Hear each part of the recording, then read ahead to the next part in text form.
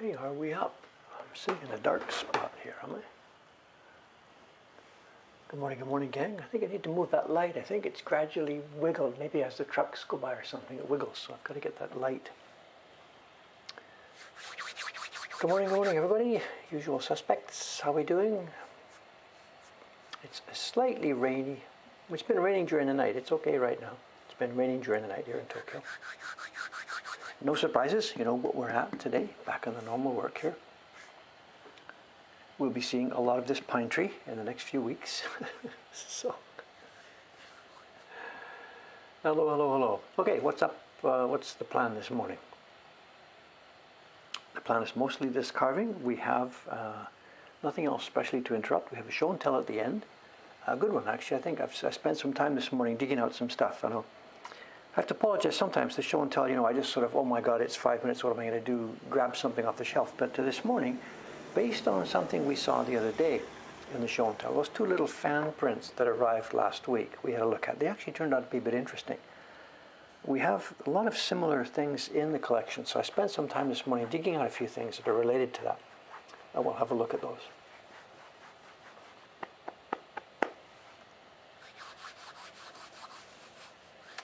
Good morning from all over the world. Hey, Australia, Soka. Okay, let me get a bit of work done. I'll try and follow any conversation. Okay. There is one thing before I forget. It's going to be quiet here while I do this carving, so you might want to look at some other stuff. Rose-san finished doing some not Rose-san, Yamada-san finished doing some updating on the Mokuhankan collection yesterday, and 50 new prints went into the collection yesterday. They're new old prints. I'll just leave the link here. You can have a peek if you like. So the collection we're building online is going to be a real mix of stuff, not just antique prints, but it's going to reflect, well, you'll see what you see when you get there.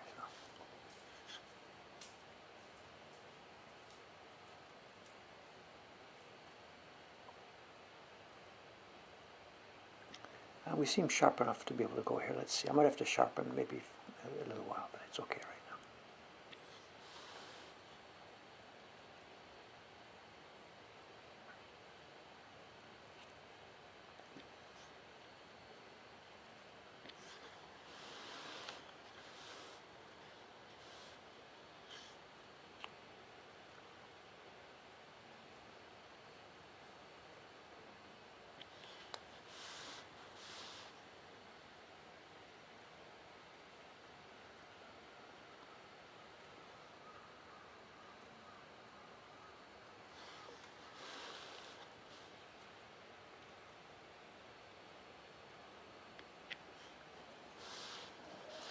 These pine needles, of course, crisscross. The guy who draws them, in this case it was Koryusai a couple of 100 years ago, he just draws them crisscross. And in this kind of woodblock printmaking, there's only one way to do that, and they've all got to be chopped out.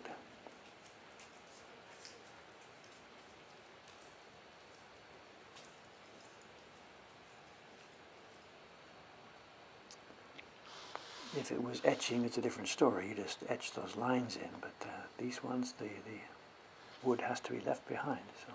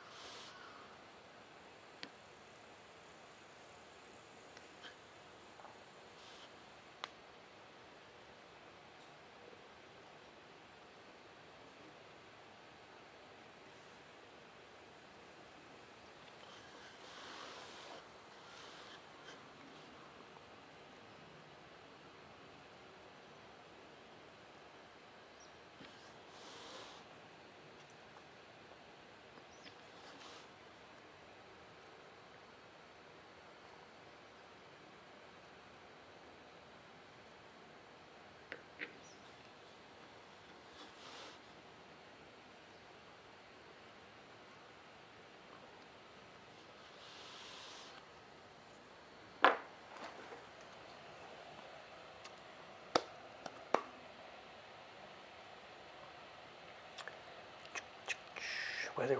Okay, what's in the keg outside? Nothing, I think.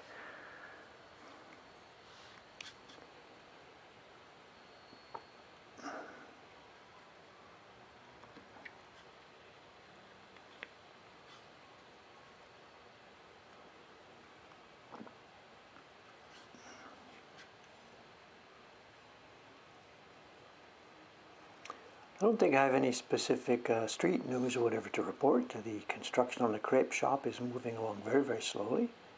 Next door now has finished up all their cleaning. They're now empty, ready for their next new tenant coming in. There is something. I learned something about the Oshibori truck the other day. This is earth-shaking news here, whatever.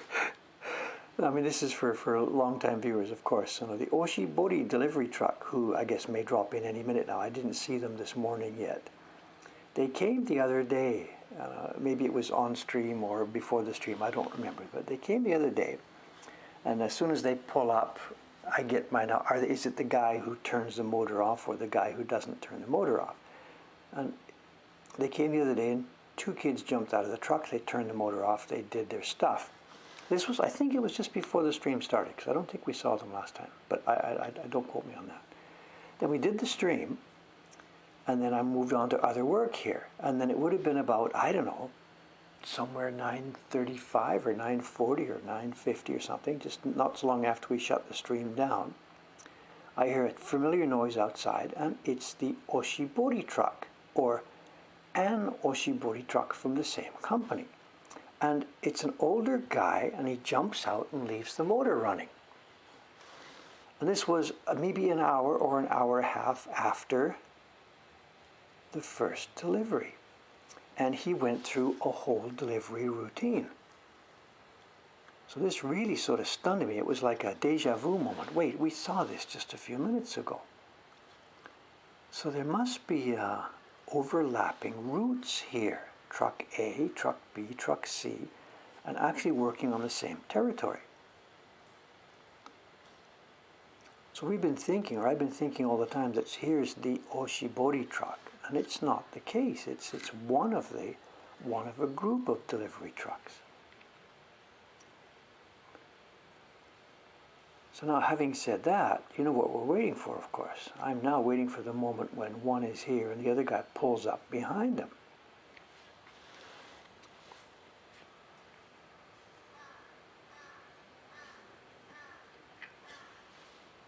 I mean, this is really earth-shakingly important stuff, right? But whatever.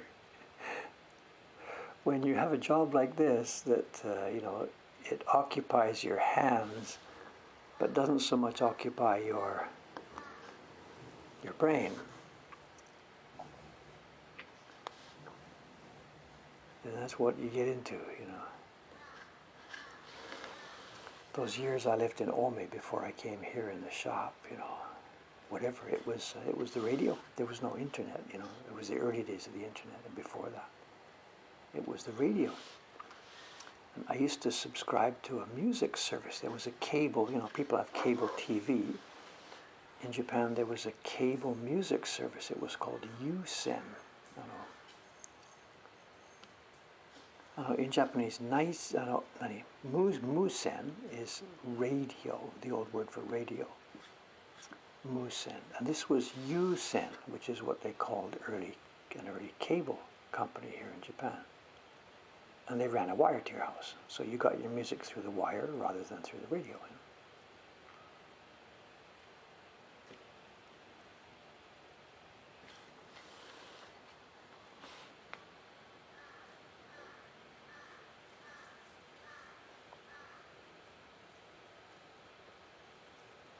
So yeah, there's 2 Oshibori trucks.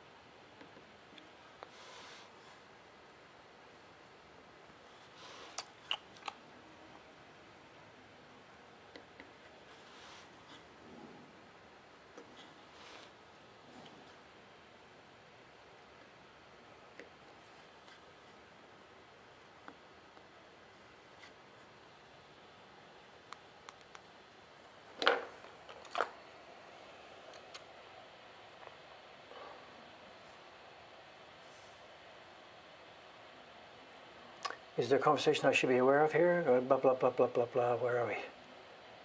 To your...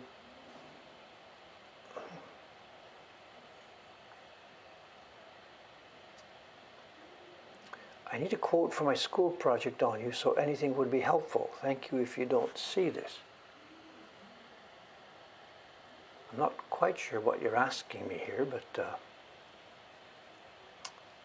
you need a quote. Ask me a question, I'll answer. I don't know if I can, whatever. So, Raiders here. Good morning, good morning, good morning. Hi.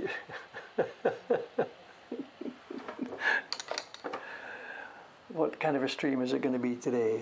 A totally boring, quiet stream, or some interesting conversation, or whatever? It's going to be basically up to you guys. I don't know, toss me some stuff. I hope, let me see it, and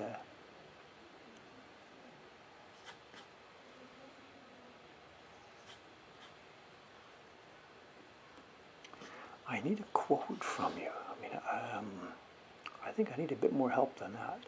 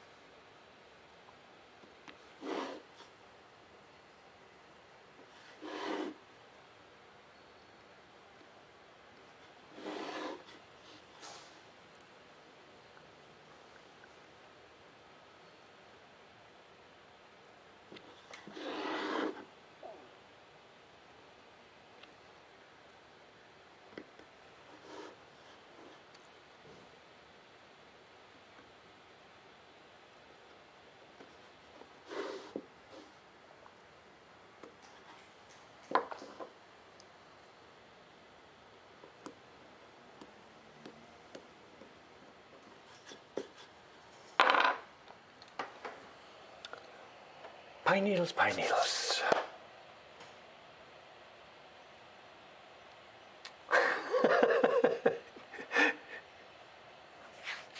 There you are. So So as you want to quote.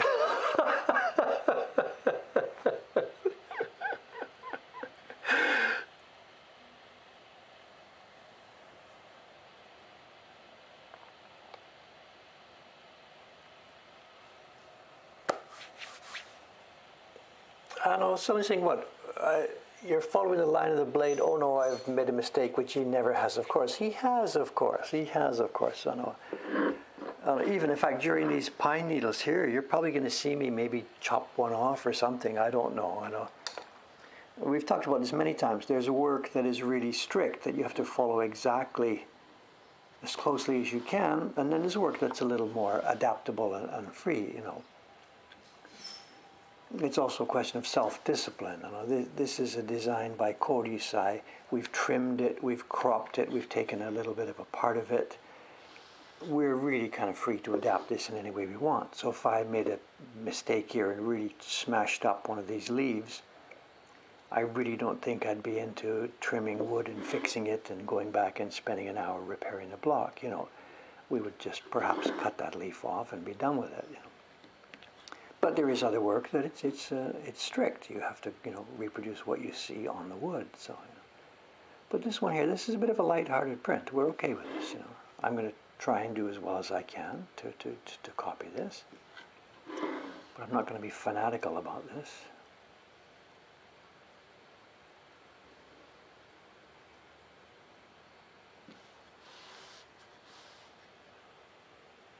Is that the quote? I'm not going to be fanatical about this. Lying, says he, lying through his teeth. You know.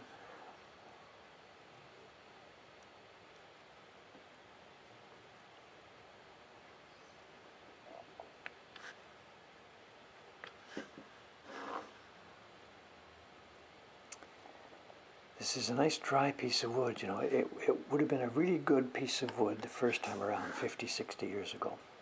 And now it's still good. It's still a good piece of wood. It's good and dense. But it's a fair bit drier than it should be, you know, dry in the sense of desiccated, you know. It's not a question of putting water on it or something like that. It's just the cells inside the wood. As we talked about the other day, this is an old piece of wood. It's been around. This is on its second use.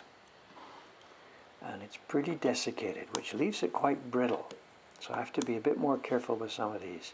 Going along here, it could tend to chip off the pine needle or so.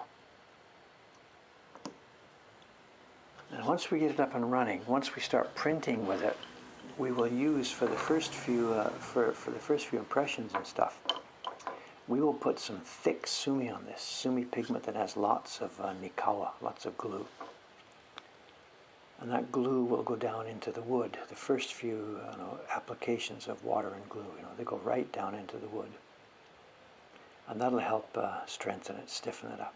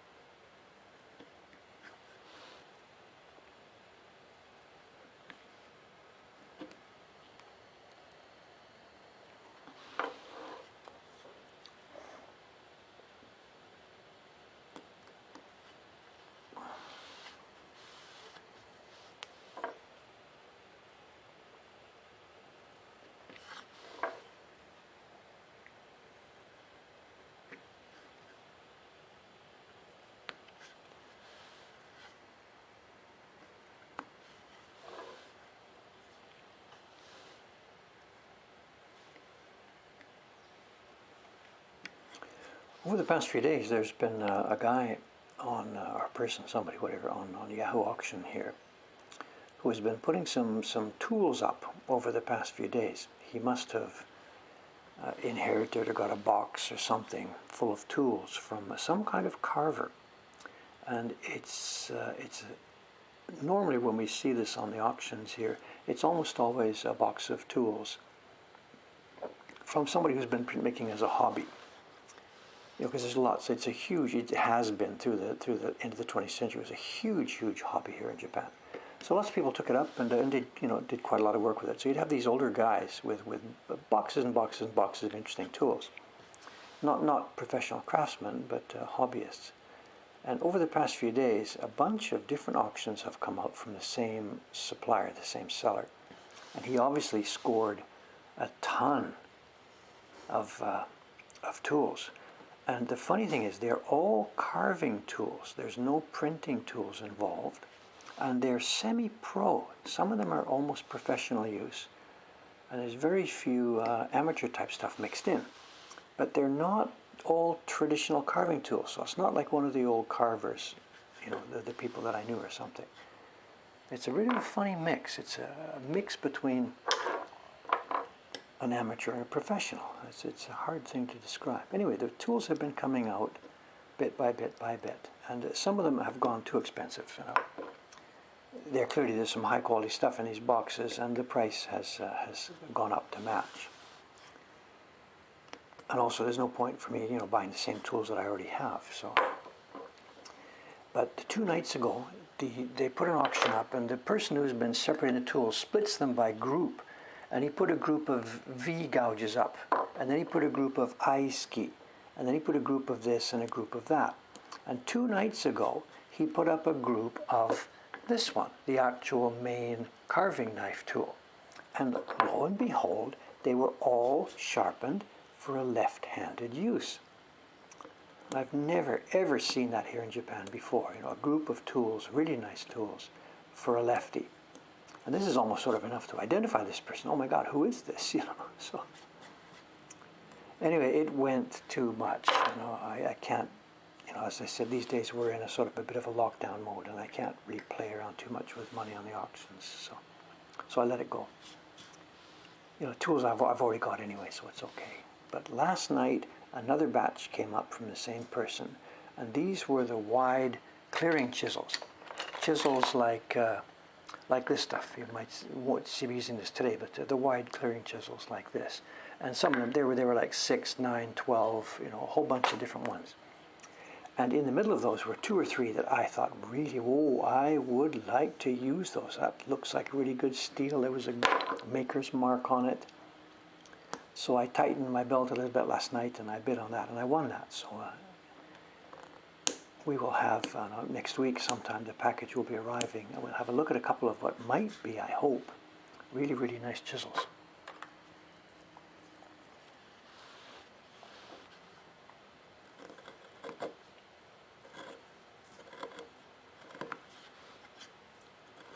But all the rest of them, and it was 7 or 8 different auctions. All the rest of them, I just had to let go because they're just too much. You know.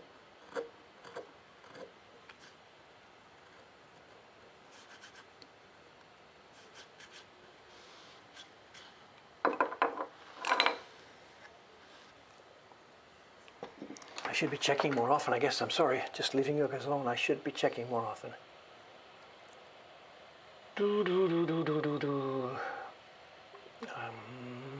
Anything I should be catching?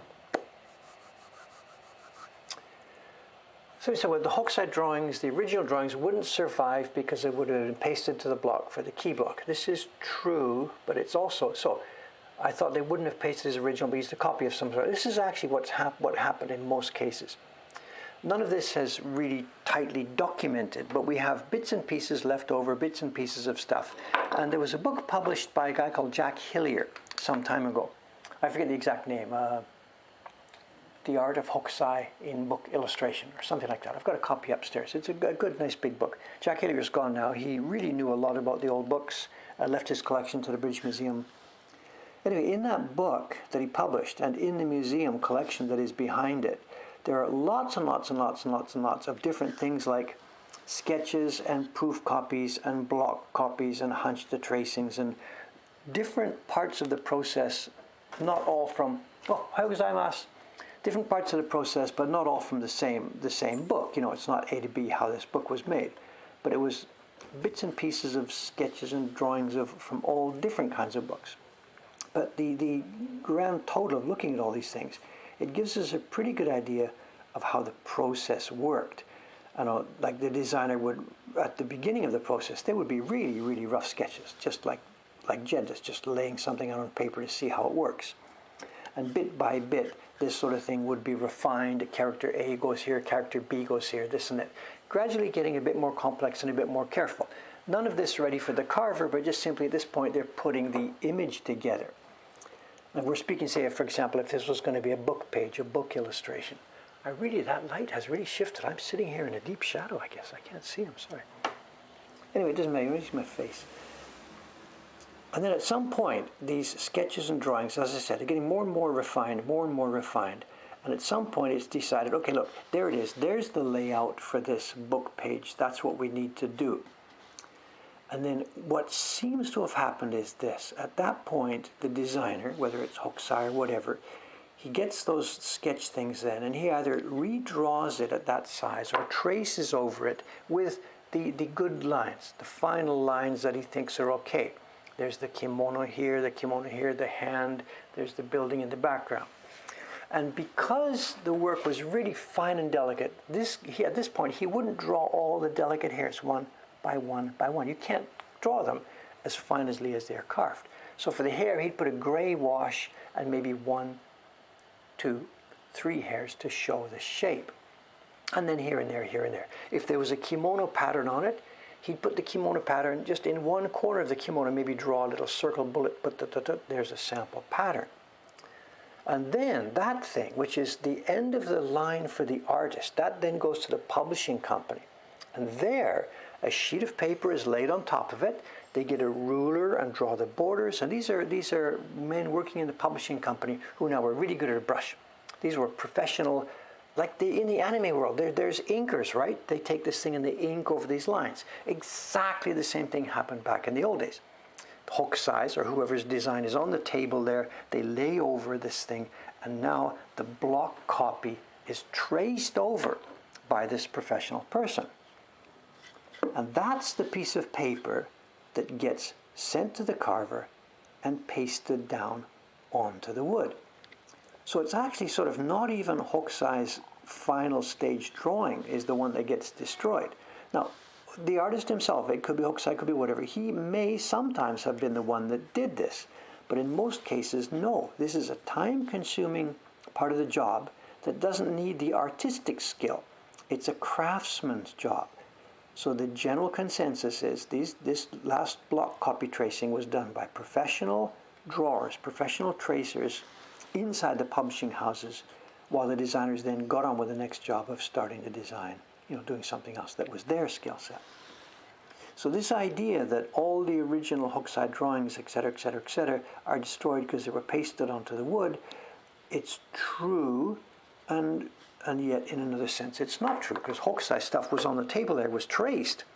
And we know the way that these people were thought about. Hokusai was not a world-famous artist. It wasn't, oh my God, I've got a napkin that Picasso used to wipe his nose and then signed. It wasn't like that. That tracing would have been made. It goes to the block copy. What's left on your table? Toss it. It's finished. It's done. So the story's even worse. It's not that the Hokusai drawings were destroyed through the carving. They would have been just unceremoniously tossed aside. And as I said, we don't know exactly step by step for every one of these books. We just know the general process, how it worked. And that final step was a clean, clear tracing done by a professional.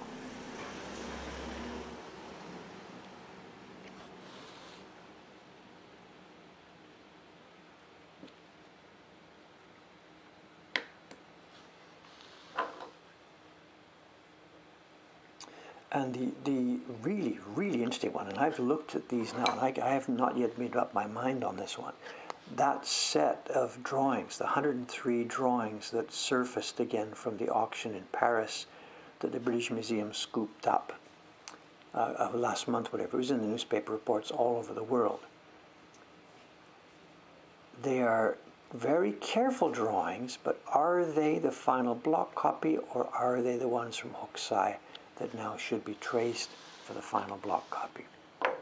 Because Chon-san and I here, we were looking at some. We downloaded some from the website. British Museum's really cool. They've put some pretty good resolution copies on the website. We downloaded some of them and looked at these and thought, And he and I both came up with the same thing, that we don't think these are the block copies. They're close. They are certainly the picture. There is the picture. but we don't think it's finely detailed enough or carefully drawn enough to be the final copy for the block carver. And we can't 100% say that, because it could have been that would have been, okay, whatever, we're going to send this to Carver Joe. He knows how to do this. He can handle that. They don't actually look ready for carving. And when we were seeing the Hokusai News, wow, should we try this? Should we make some of these? Should we talk to British Museum? Let's do a project. Let's publish this book. And he and I looked at a bunch of those things. And I said, Sean, can you carve that? Like, do you think that's ready? And he's like, what would we do there? You know, it's not ready yet. And we would be willing to have a go at it. But both he and I thought the same thing. We don't think that's the final block copy.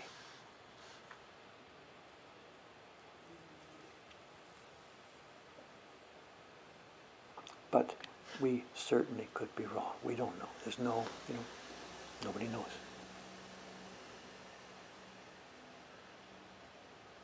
But they are close. Hontoni, they are close.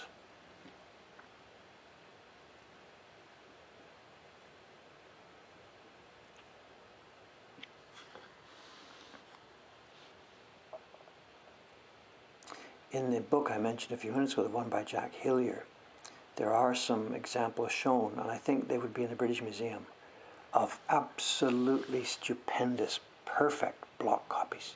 And when you look at it, the picture in Jack's book, it looks like a book page. It looks like a finished book page. But no, it's not. It's a hunched ready for carving. And if that example was the normal standard, then these new 103 designs that came up are clearly not ready for block carving. But probably it wasn't that there was a single standard. There would have been different types and different levels of work done, So we don't know. We don't know. We don't know.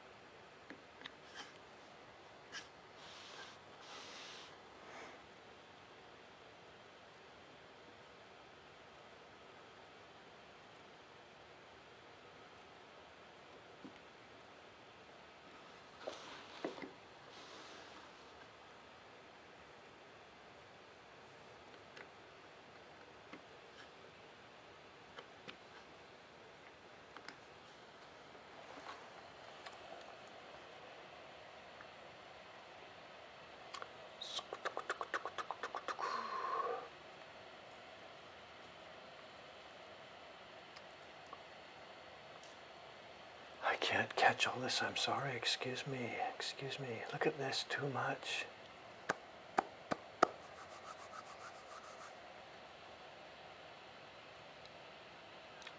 Have I noticed a difference in wood type? The handles, like the feel in the hand if a handle has broken.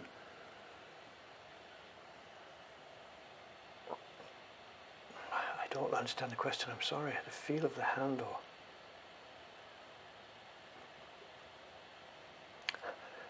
I can't read all this now. I'm sorry. Really, I'm sorry. I'm sorry. Is the knife now as thin as the one that Susumu Ito used? No, no, no, no, no, no, no, no, no, no, no, no. The knife I'm using now, it's sharpened at a sort of a, what's the word? I don't know, just an average, everyday usage sort of stuff.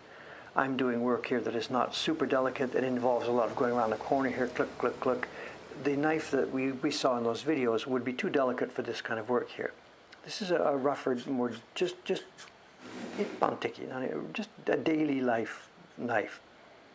The knife we saw in that video, and maybe I should have emphasized it a bit more at that time. That was for carving, the last delicate super hairs. It was a job where you wouldn't need to go around corners. You wanted absolute delicacy because the hairs were side by side, and it was mostly for straight lines. So there's no way I could use a knife sharpened like that for a rough and ready job like the one we're doing now. And nor would Ito-san himself have done that. That knife he had, the one I used as an example that day, was a kind of a special case carving, a special case sharpening for a special need, carving the hairlines on that print, you know.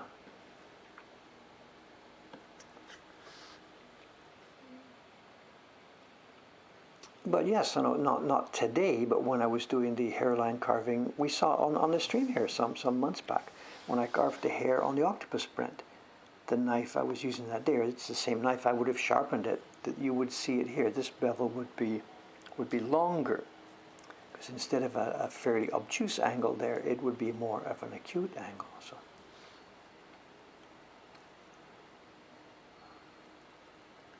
I get that question all the time, and there's no clear answer to it. Dave, are you at that stage now? Because in the video I talked about one day, if I live long enough, and if I practice hard enough, I forget what I said, I don't remember, it was just off the cuff, I will be able to use this knife without breaking it.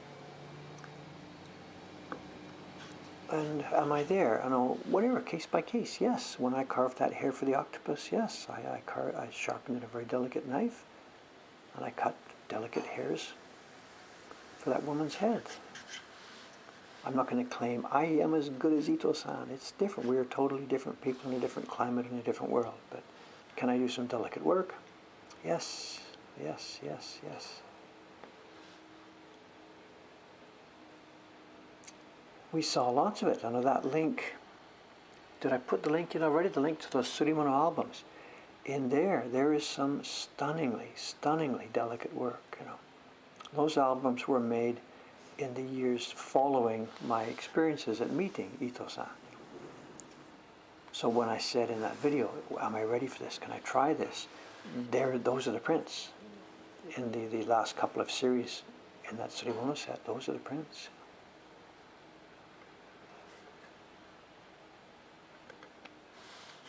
But today, no, this is a bit of a rough and ready job here today. Chop, click, chop, chop, punch, pop, chop.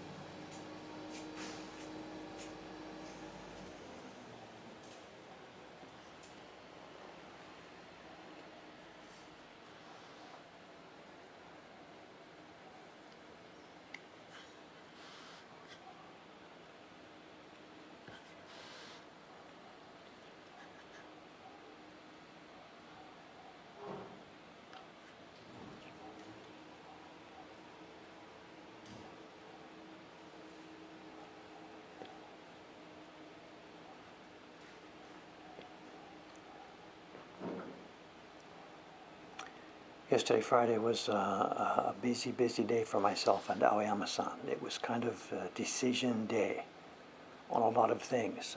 We've been working on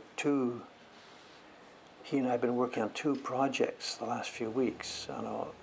One is the knife thing, that we're making these new series of knives. We went up to visit the knife handle maker last Wednesday. But the other simultaneous project that's going on is the preparation for next year's subscription series. The print I'm carving now. The print production part of it has actually, as you can see, it's already started. But there's a ton this year. There's a ton of background work that needs to be done, because this year's subscription series is on a different paper size than the set from the last few years. We talked about it on the other stream, a stream the other day. And because of that, everything in the background has to change.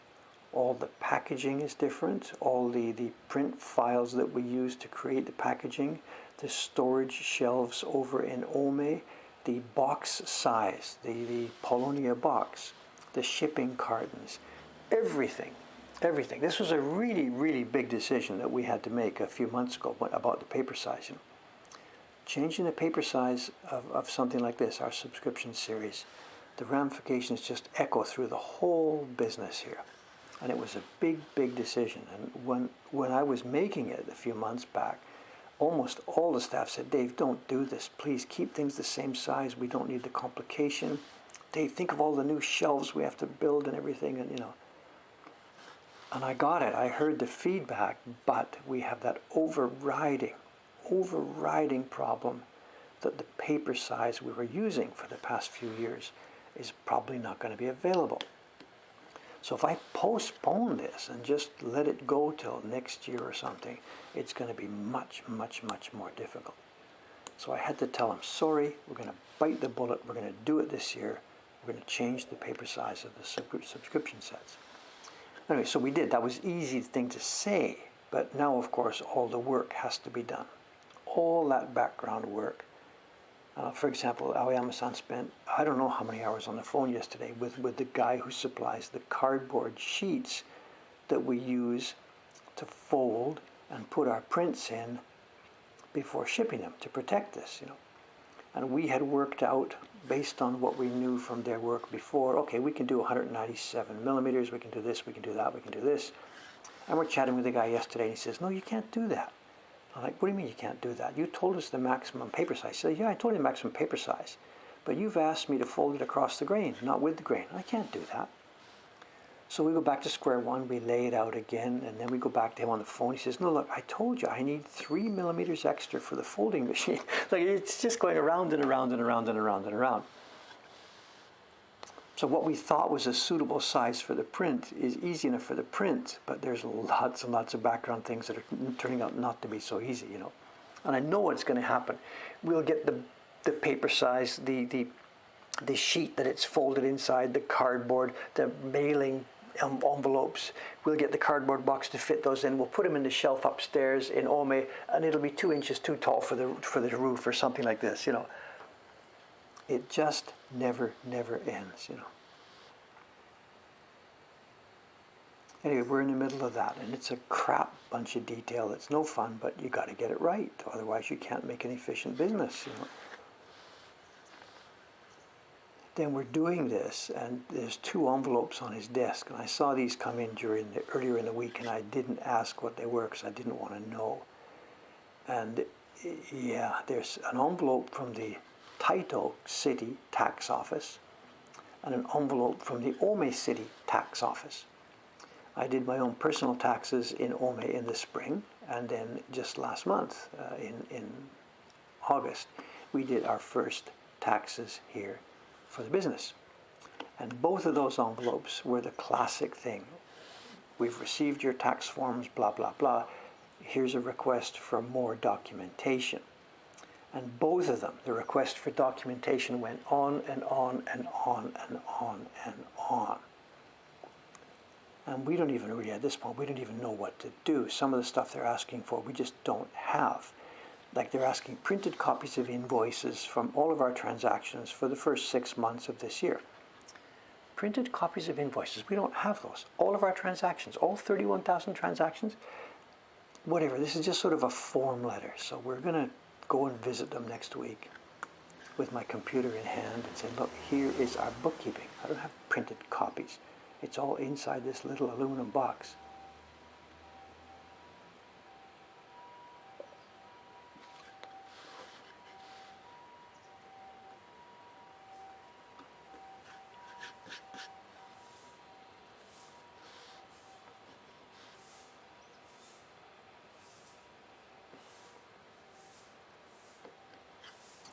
Printed copies of all your transactions. What is this, $18.95?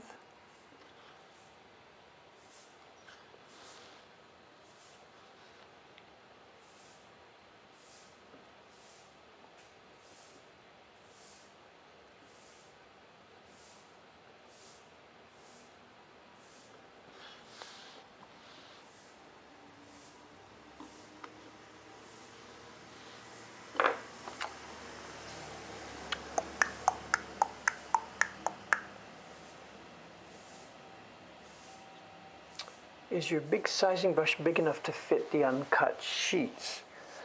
We are going to, the subscription prints are going to be larger, but the original sheet of paper from the maker is going to be smaller. We've been using a large sheet which gave us 18 prints, each of that size. Now we're using a smaller sheet which will give us 8 prints each at a larger size.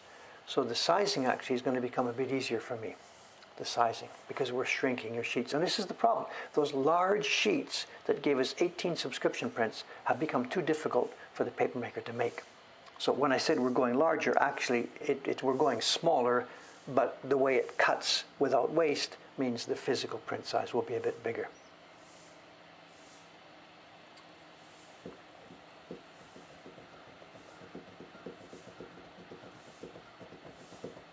Yeah, that's your quote. When the old guy is telling them that they're behind the times, you know they're in trouble. They also, too, the form they sent, it had a bunch of this. Please reply this, and you were going to say, please send this back by fax or something. Not the whole stack, but there were things they wanted to get back by fax. There's actually part of this, too. The story continues, and we've got a new government here. Not a new government. We've got a new guy sitting in the chair at the top of the government. And he's trying to think of new things to say because the new guy is supposed to look different than the old guy. Although he's actually almost a clone policy-wise, he has to have some different things to say.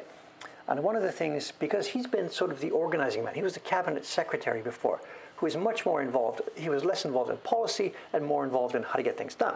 So now that he's the guy who's sitting in the policy chair, there are some interesting things he said. He's setting up a group of people, a commission or whatever they call it in Japanese or English. He set up a group of people and he's given them the idea. You must modernize the Japanese government's way of doing things to bring it up to a modern thing. And he said, you guys, I want you to go to Finland, I want you to go here and here and here and here, look at what they've done and bring back the ideas. And this is exactly what happened in the Meiji time, in 1860s, 1870s, 1880s, whatever. The government at that time, the new Meiji government, sent missions all over the world, Germany and this and that, to try and look, how do they build battleships? How do you do this? How do you make schools? Whatever. And it's really, really funny to see Suga-san give the same mandate to his guys. Basically saying, look, we've screwed this up, we haven't got this right. Go out and look at the ones that really seem to have done it properly. Come back here and let's get this organized. So yeah, so that particular wheel is now slowly starting to roll. I mentioned Finland, whatever. I just use that as a word out of my mind. I don't know where he sent the people. I don't know. Somebody tells me they're not coming to Brazil. I don't know where they're going. I'm sorry. Just the idea was, the news report said, gather expertise from other places who have better experience in this. So I don't know why Finland came to mind. It maybe did say Finland. I don't remember. I'm sorry. I don't know.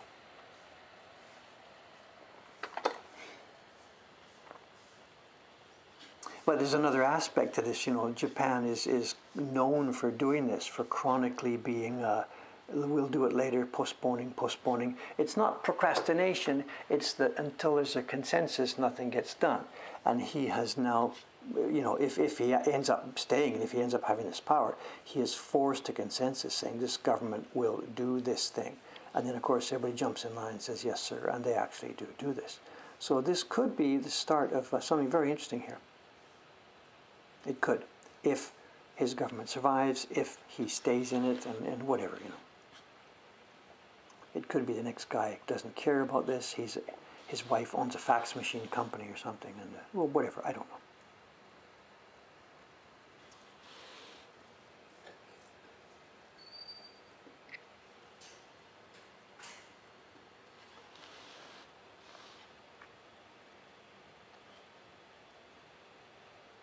The paperwork, some of it's funny if I tell you some of this stuff. We're based here in Asakusa, but the people working here, they commute. There's some, nobody really lives in Asakusa, I think, so they live in different cities. I live in Ome, actually. Cameron is in, I forget the name of his town, whatever. So the employees live in different places that have different city halls. Okay, we pay an employee. We have to do some tax withholding. We do, like any place does. We withhold a certain percentage of national tax, and we withhold a certain percentage for city tax as well, city and prefectural tax. No problem, all as normal.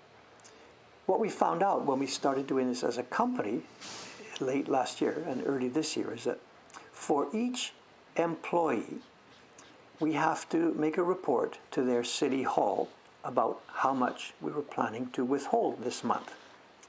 And then they send us back in the post by mail a blank form with the amount pre-printed on it. And we take that form. We can't pay it through a bank. It must be paid through the post office. We take the physical form. You can't pay it online. The physical paper. We have to walk down the street to the post office, get the money out of the post office account, put the paper and the money on the counter, and they do it. And this has to be done for each employee, for each city, every month. And like we've got, what is it now? I don't even know how to count. We've got 20 so employees or whatever here. And that has to be done by paper. It can't be done online, because what happens is the post office sends the piece of paper back to that city hall with a checkbox. Boko Hankan paid 2,320 yen for Cameron Hilker's healthcare and blah, blah, blah. And it all happens on pieces of paper that go through the post office. Every employee of every company in the country. And I'm like, okay, well now we know why the post office is one of the major employers in this country. Whatever. And we have to do that. Aoyama did it yesterday. He made the monthly trip to the post office with this stack of pieces of paper. We paid the premiums, not premiums, we paid the, whatever it is, the deductibles, the deduction money, we paid them to each specific city where our employees work. And then a month later, it's all going to happen again.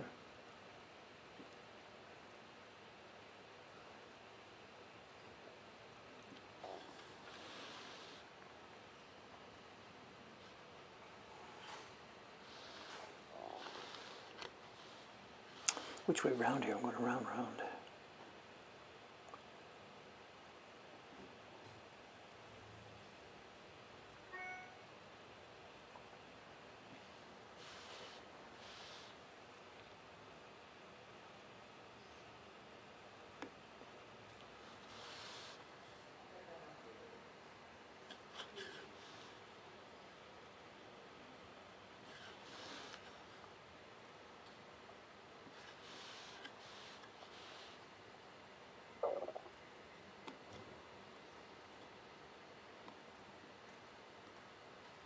There was another one, and it's a very similar story. It was in yesterday's newspaper here in Japan, and it's come up as a big, quote, scandal, unquote.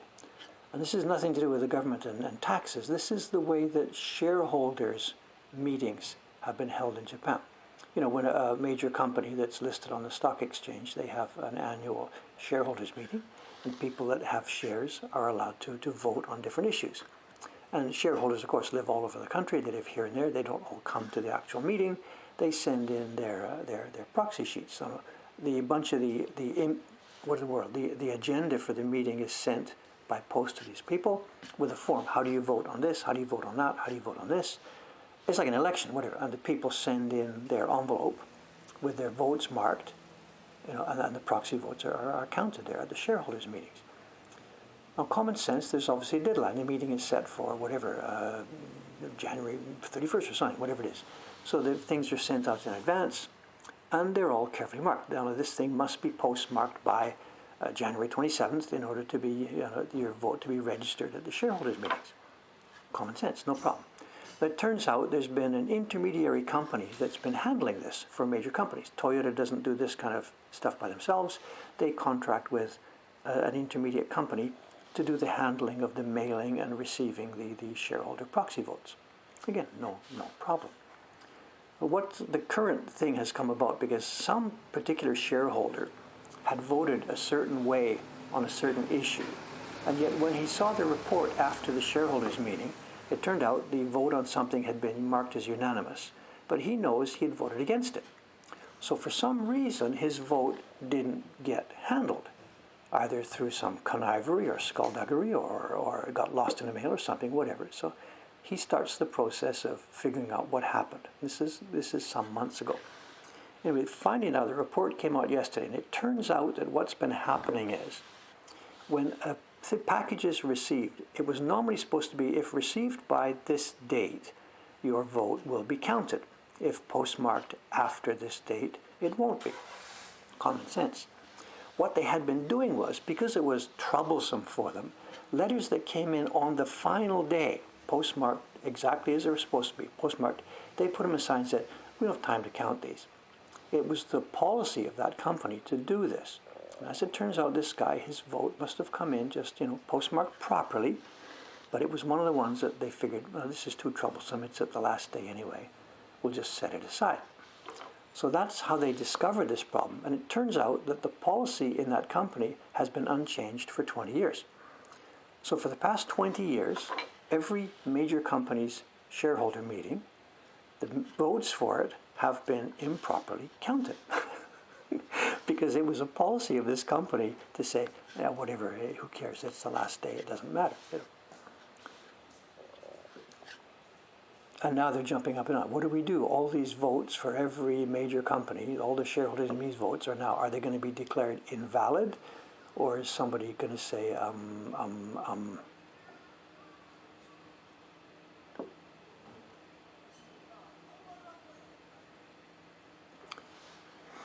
was going to say only in Japan, but that's not true. When you're talking about votes being counted on the last day, there's a bigger problem coming up, isn't there?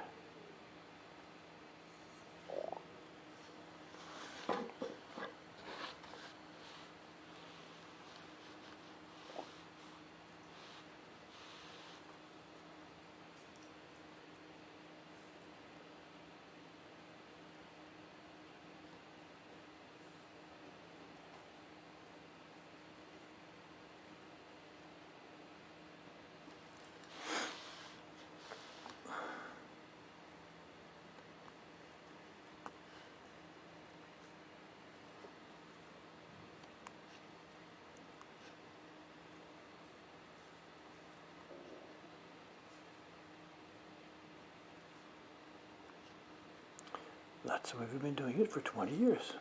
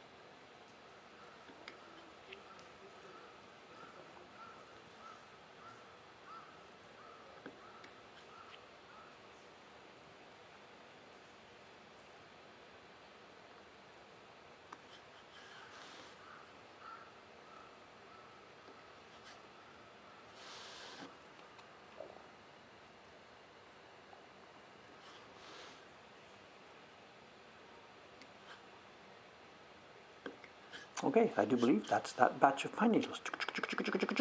Now, what we're not, this is stage one, we're carving this. Now, what's probably the end of these things, some of the end of these things, they're cut, angle. And I can't really see, because of the way the light shines on this block, I can't really see the shape and the end of some of these pine needles.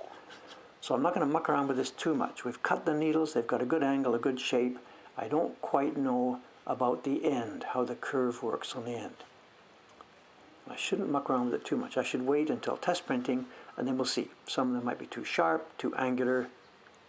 I can't make them longer, but I can muck around and change the curvature of the end. But I can't see it now, so let's leave that. Okay, one group of pine needles, ready. Where's the orientation? If you look at it this way. Let's have a look at the original meeting, whatever. So that there is, where are we? It's this group. This group here, let's get it the same way. Here we are. Here we are. Now, as I mentioned, the edge, the end of each of the needles it's important how round, how angular, what they should look like. And I can't see it on mine yet. Until we do a test print, and we'll be able to see it. Okay, let's move along. I wonder if Dave is still not drinking coffee to save his eyesight. Yes, I'm following doctor's orders. The guy said no caffeine. I don't drink caffeine. I drink coffee, but we have decaf. So yes, I'm a good boy. I'm a good boy. No way would I not follow that kind of instruction. Absolutely.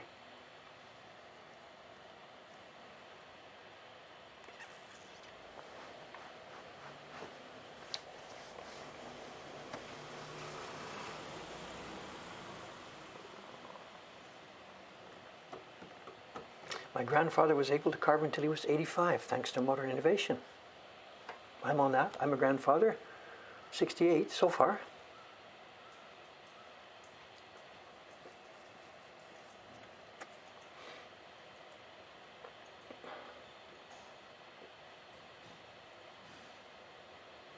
Somebody asked if you can vote. No, I have no vote anywhere on the planet.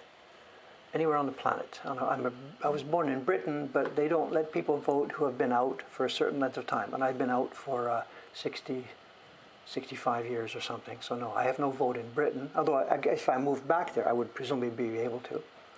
I have no vote in Canada. Canada's rules were quite clear. I think it was 5 years. Some years back it's been extended or shortened now. I don't know. So I have no vote in Canada because I'm not a resident anymore.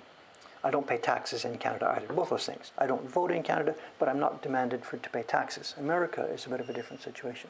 Here in Japan, I pay the taxes, pay the taxes, pay the taxes. But in Japan, voting at any level, all three levels, city, state, national, it's only for citizens. It's their clear choice on it. So I have no franchise anywhere. It's, I can't complain about it. Whatever. For me in Japan, I could understand national. As a permanent resident, I think I sort of fit halfway through. I think I should be allowed to vote absolutely at the city level. I know the community, I know the people, I know the mayor, what they're doing, this kind of stuff.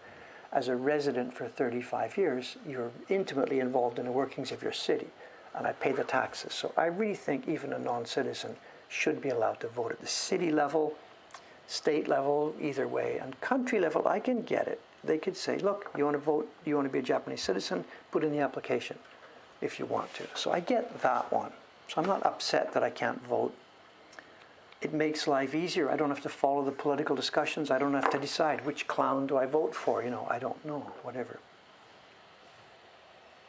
So, unfortunately, taxation without representation. This is my case here in Japan, yes. I'm taxed at exactly the same as any normal citizen. There's no differentiation.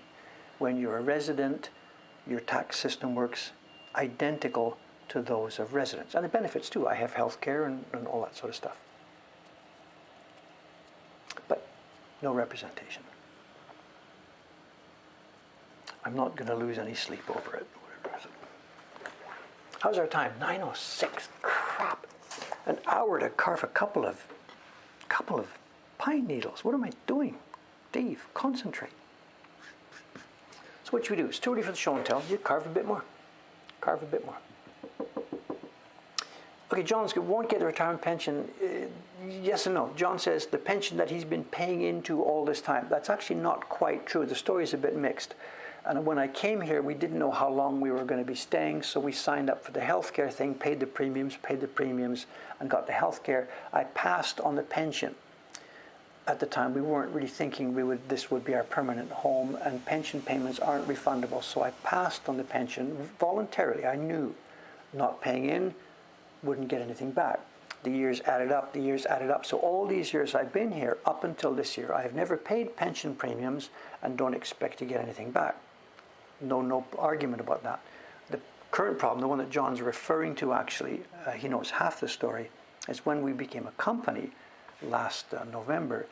Company employees no longer have an option. They must pay into the pension plan. It's taken from me. So my pension contribution that I'm paying now is upwards of $200 a month. And you don't get a pension back until you've paid for whatever it is, 25, 30 years. So this money will not be coming back to me at all. And I think the joke I said, I'm just putting the money in the toilet and flushing and saying goodbye to it, But it hasn't been like that all the way along. I voluntarily stepped away from it, and as a result, I get no pension. And there's no complaint about this. And funny, actually, because I worked in Canada for a company, and I worked as a freelance musician in Canada, I have about 10 years of employment history in Canada, both part-time and with a company. And during those years, I must have paid into, what do they call it, the CPP, Canada Pension or something. So my brother did the same thing, and he's living in Germany, and he contacted the Canadians to see, even though he's no longer a resident, can he get some kind of pension based on the contributions he made during the years when he was a resident. And they said, sure, send us the details. It won't be a big pension if you didn't pay in that much. You weren't here for very long, but yeah, if you paid in, you can get it back. And so he sent me the info, and I looked it up as well. And whatever, I'm not going to be applying for a Canadian pension for two reasons. One is because, like the extra $5 a month is not really going to help me very much. And two is, in order to draw a Canada pension based on the contributions I made back in the 1970s, I have to file a Canadian tax return now. And a great portion of my income here in Japan would be taxable in Canada. So the answer to that whole question is, okay, we're not going there. We're not going to open that little particular can of worms. So no, I am pensionless. Whatever, I'm pensionless. I have to keep running till the end. But that was my choice. No bitch. That was my choice.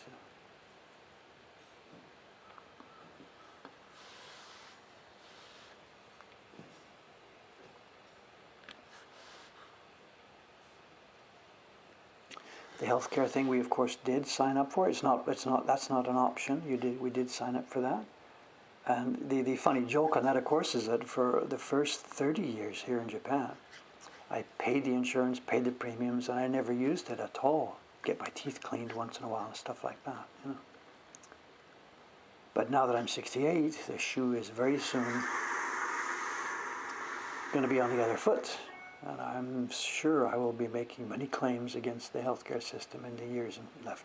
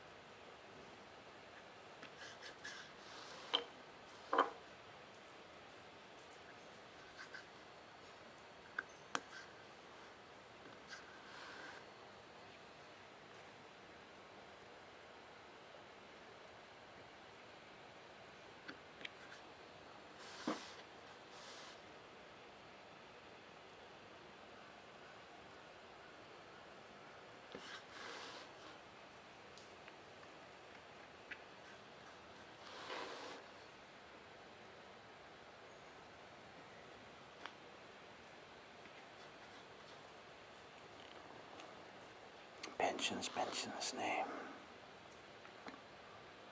You heard that wave sound a moment ago. Part of the joke around here is that's like part of my pension. Whatever. That piece of wood.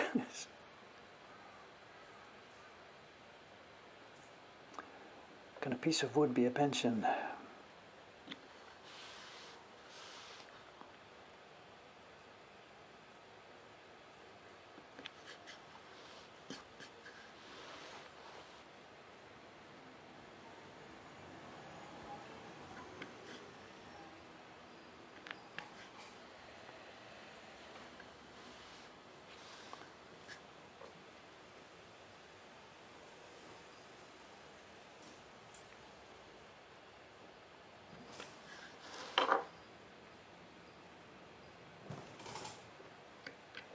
That's the tacky bin truck.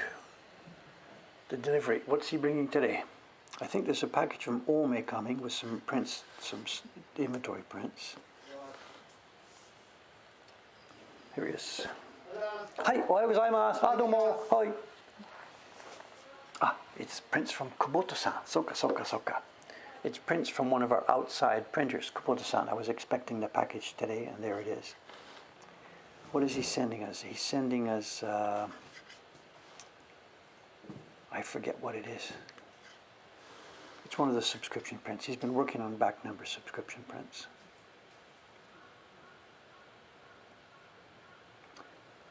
And I sent him yesterday the blocks and paper for his next job. You know, we have a calendar online, and the printers use the calendar to tell me when they need work.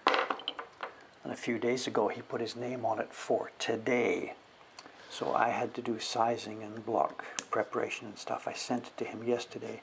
And at his workshop right now, he will be receiving the paper and blocks for his next job. And he will start this morning working on that. It's a great system. These delivery companies are just so cool, you know.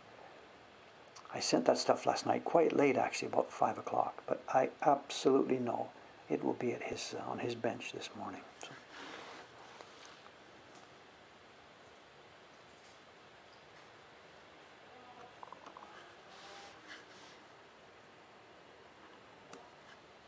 I forget what job it is that's in that box. I can't remember.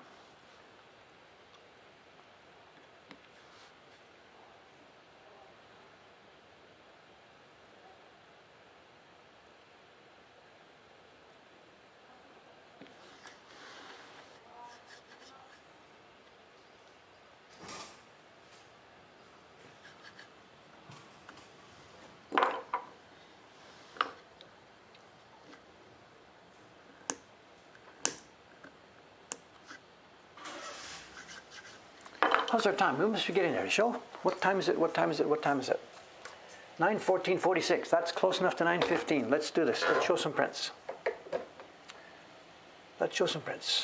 I have missed most of the chat here today. I am sorry. I hope I've caught a few of the questions. I've missed most of it. I will read it at lunchtime and answer the questions to myself. Okay, let's shrink this a little bit. We get a good floater today, to show. Hopefully we have a nice floater today.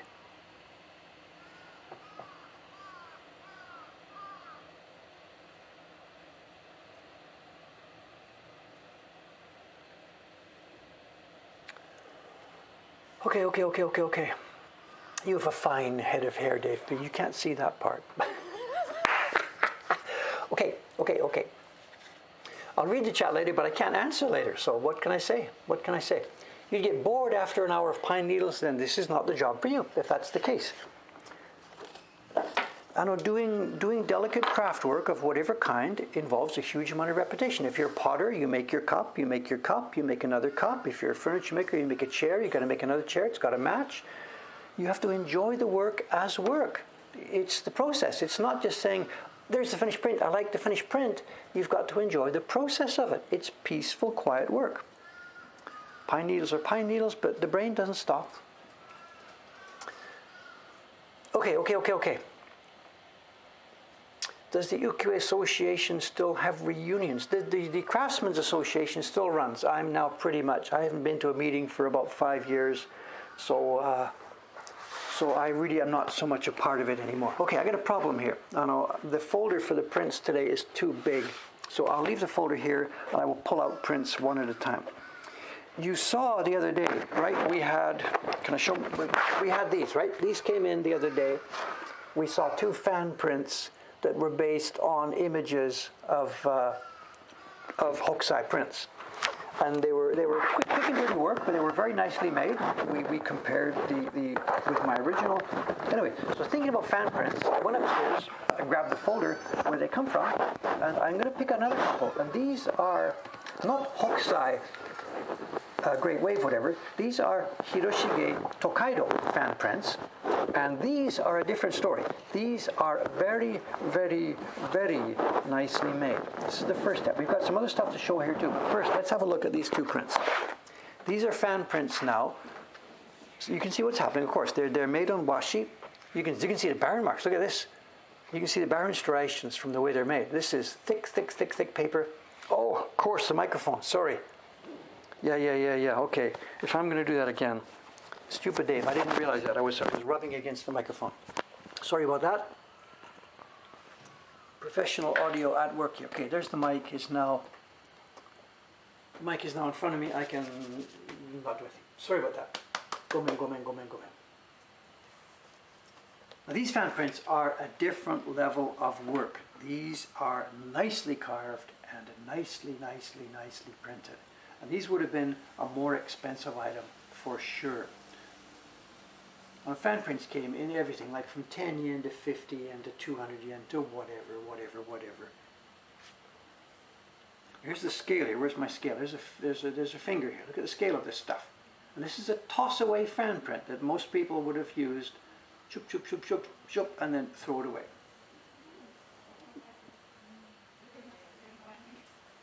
Nice gradations. These guys have done this as though it was a woodblock print for presentation. Very nicely made. We even have a nice, glorious little white Mount Fuji in the background. So John's saying, was this for display?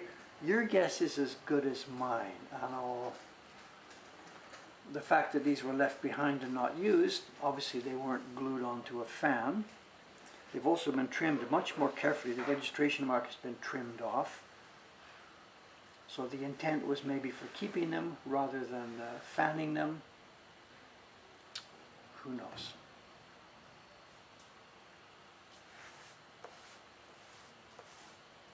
Zoom out so you can see the whole thing. There's the scale.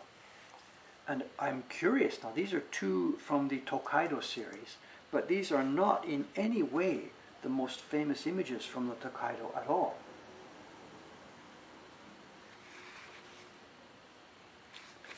And if they were going to make just a few from the series, surely they would have made the top ones, not the bottom ones. So I'm guessing, I have no idea about this, I'm guessing there may have been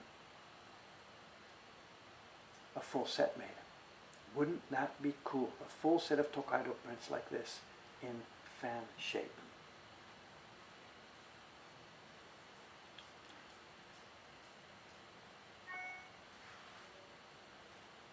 What do the characters say? I can read some of these. Some of it's obvious. This is Tokaido Goju Sansuki no Uchi. From the middle of the series, Tokaido 53 stations, and I don't remember the station name here. Something E. I don't remember. Fukuroi. No, that's a guess. I don't remember. It's clear and clear. I should be able to know what this says. I do not remember it. Sorry, showing my ignorance here. Someone's asking, do you have a folded up woodblock print fan in your collection? And yes, I do. And in fact, that's where we are going next. So there's two Tokaido prints. Let's leave these here. Let me pull out the next item.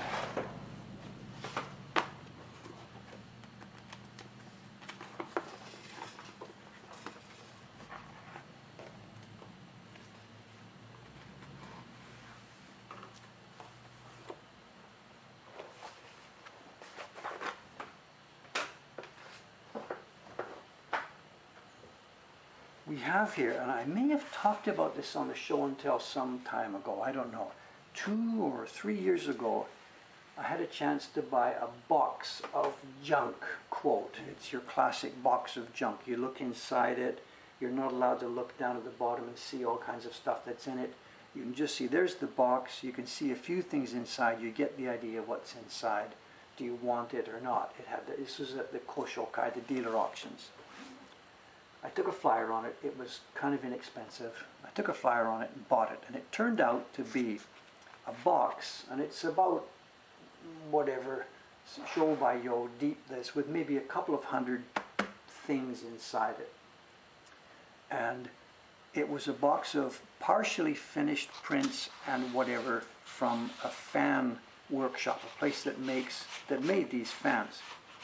And this one, there's 2 or 3 sheets here of a particular fan design, and it says Yare. These are the ones, this would have been the tossed aside junk. There's misregistration maybe, or something's wrong with it. They weren't used for making fans. And there's 1, 2, 3 of them in the batch. And that's okay, it's an interesting little design, presentable enough. But what also was in the box were a bunch of these. There was also a bunch of the actual fans. And I opened up a few of them and I looked inside the box for a few of them, and let's have a look at this. And we have the finished product here. Earthquake, yeah, the box of fans bumped the thing. So here we do. This is the Printmaker's Workshop.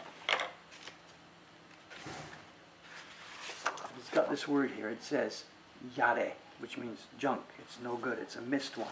And we can see there's the registration mark here, and there's a flat place here that would have been placed on the wood block for printing. And it's actually laminated. This is 2 sheets of paper laminated together. It's a thicker paper at the back and a slightly thinner one at the top, at the front. And at the edge here, someplace on the edge, you can see where they're together. I don't want to destroy this thing. Although actually we've got a lot of copies we should maybe destroy one to show how they're made. Here we are. Here we are, here we are, here we are. It's the same as we do. It's got like the Gampi label. And the fans, the bones of the fans go up between those sheets. So this is printed with a sheet of paper at the front and a sheet of paper at the back, and the bones of the fan go up inside the thing.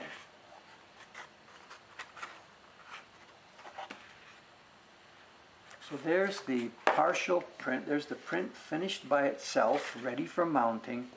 And here is what the finished product looks like. White pigments. Yes, this is a Kyoto workshop. Absolutely, this is a Kyoto workshop. The lights. If I turn the light off, is it better or worse? Let's try this. Might be okay. If I turn the light off for a minute, it might be better. There's our fan. And there's our original print. And of course the size looks so much bigger because of course it's all been folded.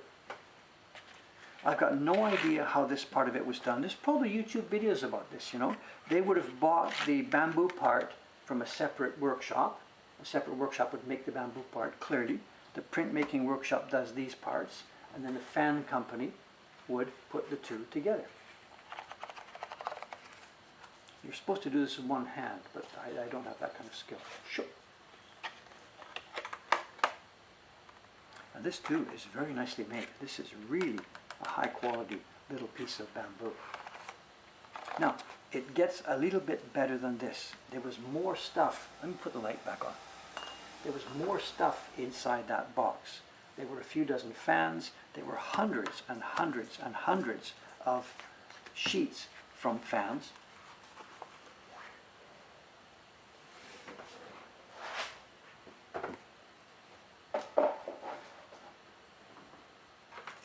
Here's another one. Oops, backside. There was this little design. Again, light on, light off, let's see. This little design of a boat.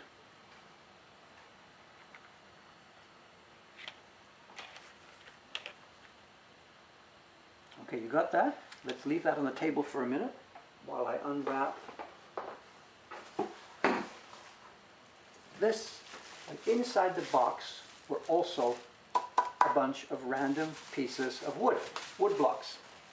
And whoa, whoa, whoa, we have inside the box the piece of wood that was used to print this fan. So there's a boat on the sea, and we have, I don't think we have the full set of blocks, but we have a few of them. We have the key block here and some of the blue blocks. And this wood is to die for. You've heard me say that too many times. It's gorgeous, gorgeous wood. It's like a brick. This piece of wood is so heavy. It's like a brick sitting here. I would just love to carve it. And now we can see the registration system. Now this is already mounted on a fan, so I can't show you with that particular piece of wood, but you get the idea. If we use one of the other curved pieces of fan paper here, there is an angled corner here. It's not your normal right-angled registration mark, and there is a straight line here. And the fans, here we go. This one has a little tiny notch carved into it. It's not a 90-degree notch, it's just enough. It would just nestle into that corner there, and over here, the straight line, and boom, boom, boom, away you go. Now, there's no way, the block doesn't need to be the full size of the fan. The block just needs to be big enough to have the part, in this case, the block just needs to be big enough to have the part where the boat was. And there's your registration system. It looks like it's about a 120, I don't know. In it goes here, click. In it goes here, click. And you rub your zone. It's such a beautiful piece of wood. The back, oh, they've used a little bit of it. They've used some calligraphy on the back of this a little bit here. And that would have been done from here. It's the same thing. The registration mark is here and here. So when that particular thing went on, you can see what would happen. The fan goes in here, and the calligraphy over there, chup, chup, chup, chup, and it would have been just like you see here. It would have been the calligraphy at one side of the fan, the designer's name.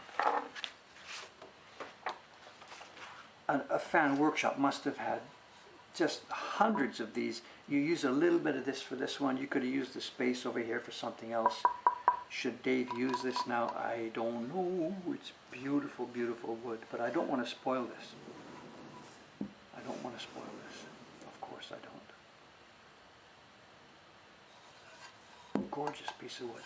Now the box upstairs that has all the stuff in it, I haven't even got to the bottom of it yet. I have no idea. We're in the same position of like the Boston Museum of Fine Arts. They have stuff in the back room that's been there since 1895. And nobody knows what's in there. Nobody knows what's in there. You just have too much stuff. Too much stuff. Also, what do we do with things like this? We've got 1, 2, 3 copies of this print. Would it be of interest to collectors? Should I keep them all? Should they be part of our collection? Should we keep one in the collection and let the rest go to collectors around the world? I don't know. I don't know what to do because I still don't even know what's in that box. We wouldn't sell the blocks, but if there's so many copies of the prints, what to do, what to do, what to do. For me, it's an academic question because we just don't have any time. There's no way to get to the bottom of this box. That would be a cool project for somebody. Spend a couple of weeks, dig into the bottom of the box, figure out what they are. These are all designers. Figure out who the designers' names are. Partway down the box, I saw there's a bunch of sketches. Like the designers would send in the drawings and the print workshop turns it into prints. So we may have in the box actually original drawings, the finished print, a finished fan, and maybe some of the blocks that went with it. But just can't get down to it. Anyway, that's a bit more background to the thing I showed you the other day. This is a fan that would be made and would be used sensu like this. This is not your summer little fan that's used and then tossed away after you go to the fireworks display. This is an item that would have cost some money. It's carefully made, and people would have treasured this. They would maybe, when they go to a tea ceremony, they pick the specific design on their fan for the season and for the tea ceremony.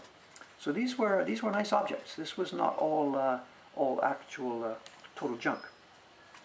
I maybe spoke too lightly of some of these things the other day when we talked about the fans as being summer refreshment. These are clearly a bit more carefully conceived as art objects. Okay, there we go. Just another little snapshot of what was in the collection. I know it's growing. Online now, there's nearly 600 items in the collection online. I'll put that link in there again. This is the stuff that went onto the collection last night, and we're building. The box is about this big, about that big, and deep it's about 8 inches deep. I have no idea what else is in there. No idea what else is in there. Have you been to MFA? No, I haven't. I wrote to them, didn't get a reply. Whatever. Okay, I think we're done with this now. This is Saturday's show. I will be back here 2 more days from now. I'll be doing pretty much certainly almost exactly the same work. We're going to work our way through these pine needles bit by bit. I don't know any idea when we get to the end of it, but it'll be pine needle carving now for quite a little while. mixed with whatever we can find from the boxes upstairs. That's all I can say. Thanks very much. See you in 2 more days minus 90 minutes. And I will enjoy, when I'm having my coffee and sandwich at lunchtime, I will very much enjoy reading your comments and your discussion. I'm sorry not to be able to participate interactively a little bit more. Bye for now. See you in a couple of days.